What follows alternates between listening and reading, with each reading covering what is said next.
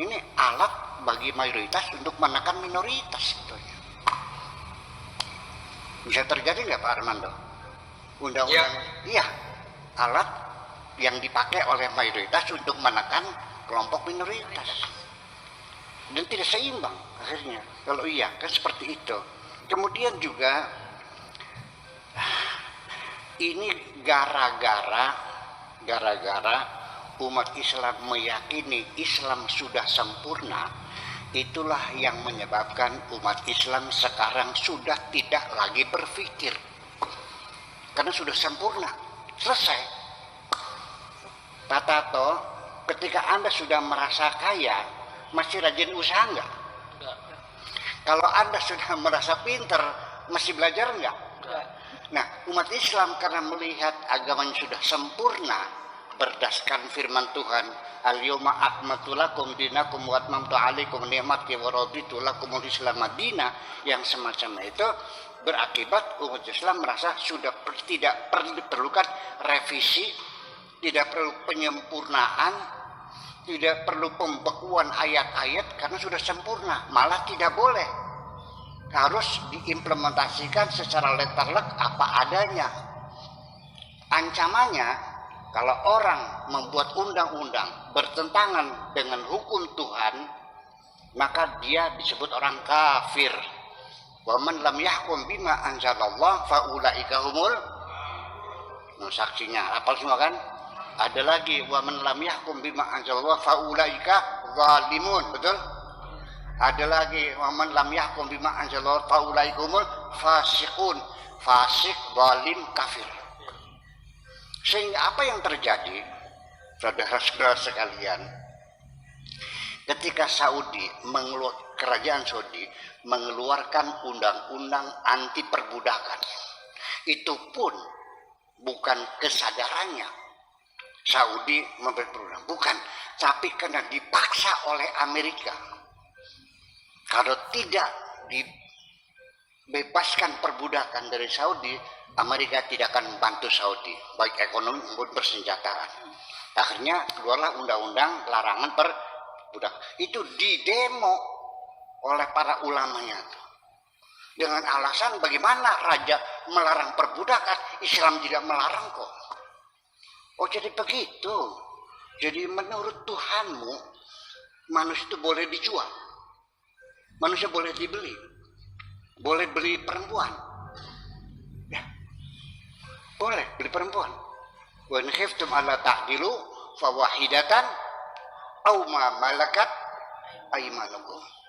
Kalau kamu tidak mampu kawin dengan perempuan merdeka, 4, nggak kuat ya 1 saja. Kalau nggak bisa, udah beli budak saja. Apa benar Tuhanmu memperbolehkan kamu beli budak perempuan? Lalu kamu pakai, lalu kamu jual lagi, tukar tambah dengan yang lain. Apakah Tuhanmu seperti itu?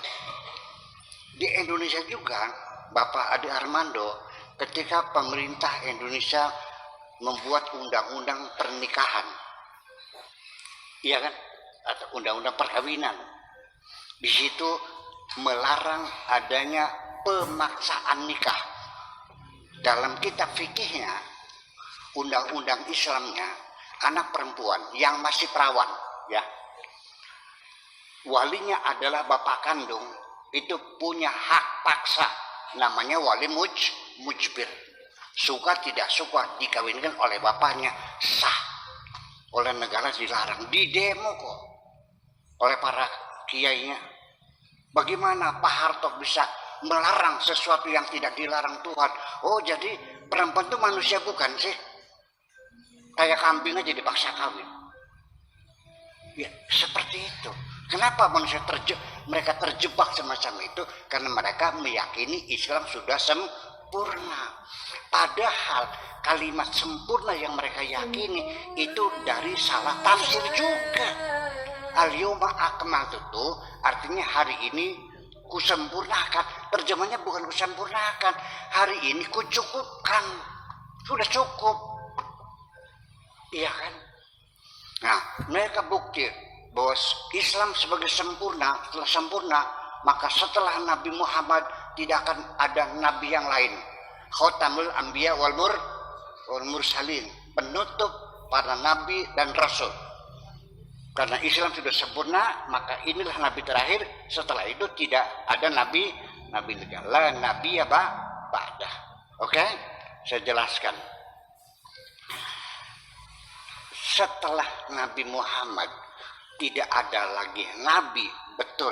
Saya juga meyakini, tapi bukan kesempurnaan, bukan ditutupnya kenabian disebabkan sudah sempurna. Tutupnya kenabian itu adalah usia manusia sudah saatnya disapih. Kalau anak kecil disapih berapa tahun? 2 tahun. Manusia juga ketika sudah saat zaman Nabi Muhammad itu Allah melihat manusia sudah saatnya disapih, tidak perlu menyusu wahyu terus menerus dari langit. Pakai otak dong sekarang waktunya, jangan menunggu wahyu terus. Udah selesai itu mah. Itu maksudnya Khatamul Anbiya wal Mursalin itu bukan sudah sempurna, tapi kedepannya silakan menggunakan akal pikiranmu. Jangan bergantung disusuin dari langit terus. Sampai kapan nantinya? Betul nggak? Nah itulah makanya kita kembali lagi bahwa Nabi terakhir bukan sebagai bukti kesempurnaan Islam, tetapi sebagai cara Allah menyapih manusia bahwa setelah ini jangan berharap akan kami susui lagi dengan wahyu dari langit. Silakan ke depan berpikir dengan otakmu. Terima kasih. Assalamualaikum warahmatullahi wabarakatuh.